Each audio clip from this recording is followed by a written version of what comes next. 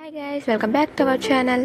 కారం పొడికి కావాల్సిన పదార్థాలు: కొంచెం కరివేపాకు అండ్ చిన్న నిమ్మకాయ సైజ్ అంత చింతపండు, కొంచెం శనగపప్పు అండ్ కొన్ని ధనియాలు, కొంచెం మినపప్పు, అలానే జీలకర్ర అండ్ తెల్లుల్లి కొంచెం వేసుకోవాలి సరిపడంతా.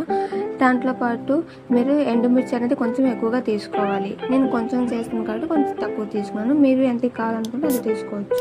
ముందుగా కడాయి తీసుకుని అందులో కొంచెం ఆయిల్ వేసుకోవాలి. అందులో ఫస్ట్గా ఎండుమిర్చి అనేది ఫ్రై చేసుకోవాలి. కొంచెం ఫ్రై అయ్యాక అది తీసేసి అందులో కొంచెం ఆయిల్ వేసుకున్నాక దాంట్లో కొంచెం ధనియాలు వేసుకోవాలి. ధనియాలు ఫ్రై చేయాలి, మరీ ఎక్కువ కాదు, కొంచెం లైట్గా ఫ్రై చేసుకోవాలి.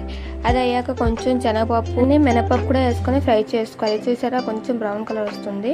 వచ్చాక రెండు వేసుకొని మంచిగా ఫ్రై చేసుకోవాలి. ఎవరైనా మా వీడియో చూస్తున్నట్టయితే like, share, comment and subscribe కూడా చేసుకోండి. మర్చిపోకుండా పక్కన ఉన్న గంట సింబల్ కూడా కొట్టండి. మాది కొత్తగా ఓపెన్ చేసిన ఛానల్, సో కొంచెం సపోర్ట్ చేయండి ఫ్రెండ్స్. Thank you. ఓకే, ఇప్పుడు మనం చేస్తున్న ఐటెంలోకి వద్దాం. కొంచెం బ్రౌన్ కలర్ వచ్చింది కదా, ఇందులో కొంచెం 1.5 టేబుల్ స్పూన్ జీలకర్ర వేసుకొని కొంచెం ఫ్రై చేసుకోవాలి. కరివేపాకు వేసుకొని అందులో 1/2 టేబుల్ స్పూన్ మెంతులు వేసుకోవాలి. అలానే మనం ఉంచుకున్న తెల్లుల్లి కూడా వేసుకొని ఫ్రై చేయాలి.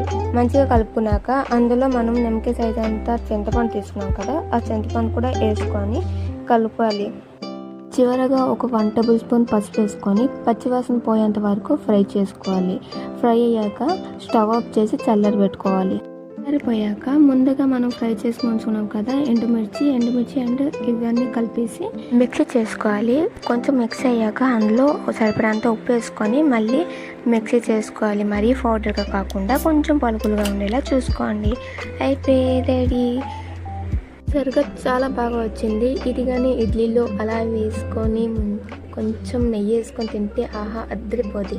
Okay guys, thank you, bye.